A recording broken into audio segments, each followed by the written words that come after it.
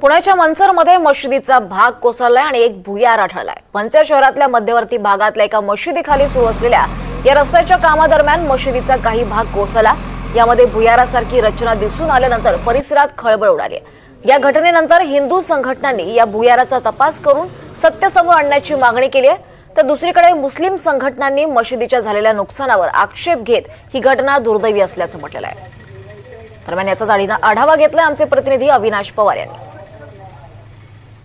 आपण आता पुणे जिल्ह्यातल्या आंबेगाव तालुक्यातल्या मनसरमध्ये आहोत, ज्या ठिकाणी हा चावडी चौक आहे। चावडी चौकाच्या बाजूला इथे जो दर्गा आहे आणि इथे हे जे काम सुरू असताना या ठिकाणी ही जे काही भुयार सदृश्य जे काही विवर दिसलं, त्याच्यानंतर याच्या आतमध्ये काय आहे का याविषयी शंका कुशंका उपस्थित केल्या गेल्या। कालपासून इथे मोठ्या प्रमाणात पोलीस बंदोबस्त देखील ठेवण्यात आलेला आहे।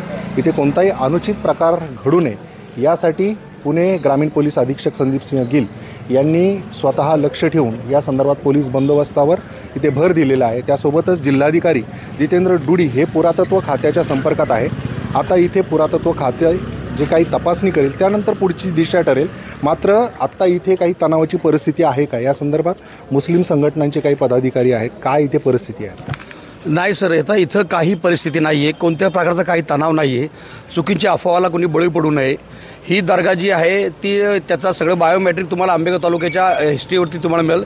आमच्याकडे संपूर्ण याची माहिती आहे आणि जे काही तिथं दिसतंय ते काय असं का अनुचित प्रकार काही नाही आहे। तुम्हाला आता मला पोलीस प्रशासनाबरोबर आणि महसूल खात्याबरोबर आता माझी मीटिंग आहे। ही मीटिंग सर्व झाल्यानंतर तुम्हाला जी काय माहिती पाहिजे ही माहिती तुम्हाला देण्यात येईल। फक्त सर्व चॅनल्सला सगळ्या पत्रकारांना माझी विनंती आहे की आमच्या गावाची शांतता सुव्यवस्था बिघडेल किंवा याच्यामध्ये कोणाची काही जीवितहानी होईल अशी कोणत्या प्रकारची काय बातम्या तुम्ही चालू नये।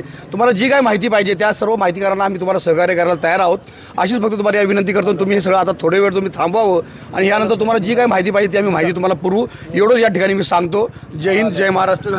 या संदर्भात आता मुस्लिम संघटना असतील, हिंदू संघटना असतील, या सगळ्या इथे येऊन आता चर्चा करतायत। खरं तर या संदर्भात पुरातत्व खातं जेव्हा तपास करेल त्यानंतर पुढची जी काही माहिती आहे ती आपल्यासमोर येईल। मात्र तूर्त तरी इथे दोन्ही समाजामध्ये तेढ निर्माण होऊ नये यासाठी प्रयत्न केले जात आहेत आणि त्या संदर्भातली चर्चा देखील सुरू आहे। आता महसूल खाते असेल, पोलीस प्रशासन असेल, या सगळ्या गोष्टींवर नजर ठेवून आहे। अविनाश पवार, NDTV मराठी, पुणे।